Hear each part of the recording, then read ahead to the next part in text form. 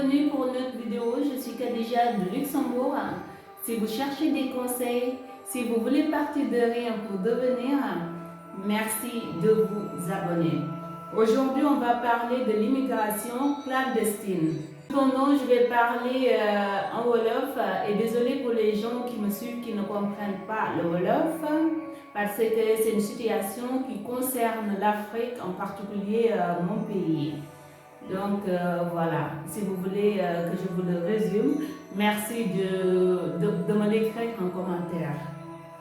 Alors tey nag maa ngi nuyu képp ki nga xam ne doomu Sénégal la maa ngi leen di nuyu di xool naka ngeen def di leen jaal mes condoléances ñi nga xam ne dañoo génn àdduna parce que tout simplement dañoo bëggoon uti situation bu gën seen situation. Yàlla na sunu borom subhanahu wa taala xaare leen aljana yi nga xam ne ñoo gën a kawe aljana firdawsi. maa ngi mastawu bépp wéjur bépp mbokk bépp connaissance bi nga xam ne am na si mbokk de près ou de loin. Alors tey nag dama ñëwoon pour ñu waxtaan si phénomène boobu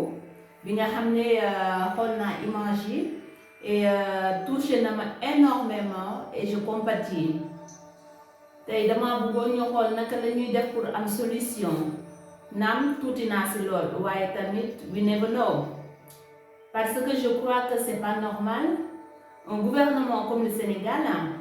nga xam ne wax dëgg fa yàlla Sénégal ndaw yi boo ñëwee bitim réew xale yi ñoom c'est des intellectuels entreprise bu mag boo fi tudd benn ñaar sénégalais moo nga fa mbala sénégalaise moo nga fa te kat na mu fay toogee wax dëgg fa yàlla situation bu bien la c'est-à-dire que dina bokk ci kàngam yi dina bokk ci cadre yi dina bokk aussi ci ñi nga xam ne fu ñu waxee ñu déglu leen waaw. léegi un pays comme le Sénégal qui est en voie de développement si je peux me permettre nga xam ne aussi un pays pour un développement foog ndaw yi am liggéey man je me suis dit personnellement que contre ma xale yi di ñëw di jël gaal pour ñëw en Europe waaw parce que voyager dafa war a nekk droit wu ku ne c'est-à-dire que gouvernement bi dafa war a élargir def ay jéego yoo xam ne ñoom ak yeneen pays yi xale bu ne bu buggee tukki dina mën a tukki pour moi c'est normal et aussi dama bëggoon aussi wax ne xale yi à l'heure actuelle bu ñu jël gaal yi parce que vraiment pour ñëw Europe c'est très dangereux à l'heure actuelle dans la mesure où l'océan Atlantique nekkul ay caaxaan wax dëgg fa yàlla je suis tellement émue que wax dëgg fa yàlla xaw ma sax naka laay maskawoo parce que c'est pas normal que da ngay gis sax xale yi nga xam ne des handicapés lañu maa ngi jéggalu ci kàddu yooyu di ko tuub ñoom aussi dañuy jël gaal bi parce que dama gis benn vidéo qui m'a fait bu ma jooyloo daal dama jooy dans la mesure où xale bu góor bi moom handicapé la nee na moom dafa sonn amul moyen maanaam benn nekk moom ak waajuram yi di ci tëdd loolu dafa doy waar am seen papa dafa génn àdduna d'ailleurs phénomène boobu c'est un peu partout au Sénégal boo añee tey doo xeex boo reeree doo ndékki du ñëpp nag mais la plupart bi mastawu bépp mbokk di mastawu aussi bépp xame bi nga xam ne sa njaboot sa xarit sa cousin anyway jël na gaal bi ne dafay ñëw pour daan dañuy jékki-jékki kenn dootul xam seen famille di wër partout ndeysaan du ñu mës a gis leen kon loolu dafa métti am na ñoo xam ne parents yoo xam ne dañ koy misère ba xëy seen xel dem ni dañ koy misère ba foofu la ñuy jaar seen àdduna yàqu mbala tout simplement dee yaxonche billahi mina sheytaani rajim yàlla may ñu fan ak xel ñuy jëfee lépp ak xel bañ koo defee xol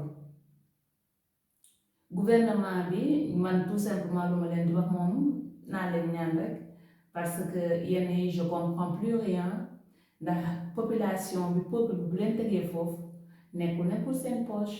pour ñun ñëpp la ndax ñoom fu ñu nekk nii ñoom leen di yónnee ñoom di dugalal Sénégal ay milliards. leen suuf seddee leen malaaka yu baax teeru si leen yal na aussi seen sarax yàgg si suñuy loxo di mastawu ñëpp nag ndax affaire bi métti na vraiment métti na du coup doo xam fan ngay commencer et fan ngay eggalee lu ma mën a wax moo nekk tout simplement réew bu fa ay ndaw di yeewoo te amuñu liggéey amuñu benn situation boo xam ne war naa tax ñu toog fa nii rek lañu mën a def dañuy jéem a xool ban situation ak naka la ñuy mën a jaar pour xool condition yi nga xam ne dina tane si ñoom kon donc lii nekkul xaru bàyyi leen ñun sénégalais